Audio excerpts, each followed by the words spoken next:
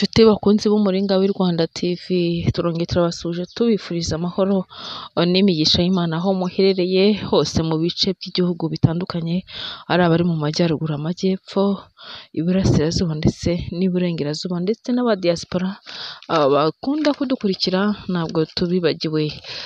Nk'uko bisanzwe rero ku muringa w'i Rwanda TV muhasanga inkuru zitandukanye mu bice bitandukanye by'igihugu cy'u Rwanda.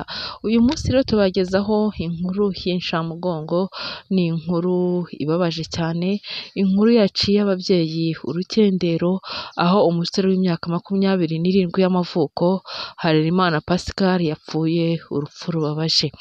Ni urupfu rero rwababaje abantu benshi, aho Harerimana Pascal wigishaga kuri Ecole Primaire Mubago yiyahuye akoresheje umugozi wa supanete. Iyi nkuru rero ikaba ikomeje gucicikana ku bitangazamakuru bitandukanye, ariko cyane cyane mukayisanga hano ku muringa w'i Rwanda TV 6. Uyu musore Harerimana rero wari ukiri muto ndetse akiri ingaragu, akaba yabaga mu murenge wa Nkotsi mu karere ka Musanze mu majyaruguru, birumvikana aho yakoraga umurimo w'uburezi ku kigo cy'uburezi cya Ecole Primaire Mubago nk'uko twabivuze haruguru.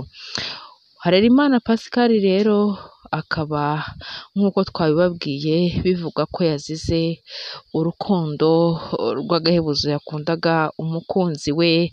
Biravugwa ko umukunzi we yaba yaramaze kumwanga. Urupfu rwa Harerimana Pascal rukaba rwamenyekanye mu gitondo cyo kuwa 15 Gicurasi, aho yiyahuye amaze kuvugana n'umukunzi we tutaramenya amazina ye. Icyakora tukaba twamenye ko akomoka mu karere ka Rubavu, kimwe n'uyu nyakwigendera, bose baturukaga mu karere ka Rubavu. Mbere y'uko Harerimana Pascal yiyahura akaba yasezeye umukunzi we, ari nabwo uyu mukobwa yahise abimenyesha Nizeyimana Yves wari ukodesheje mu gipangu kimwe na nyakwigendera.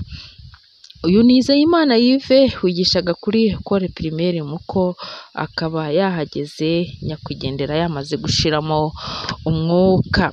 Kuri ubu nyakwigendera akaba yajyanwe mu bitaro bikuru bya Ruhengeri kugira ngo hamenyekane icyamwishe n'icyo yazize. Ibi byemejwe n'umunyamabanga nshingwabikorwa w'akagari ka Cyogo, Umurungi Marie Grace, aho yagize ati: twahawe amakuru na Nizeyimana Yves wabanaga na nyakwigendera mu gipangu kimwe, aho babaga mu mazu ya Habyarimana Jerome.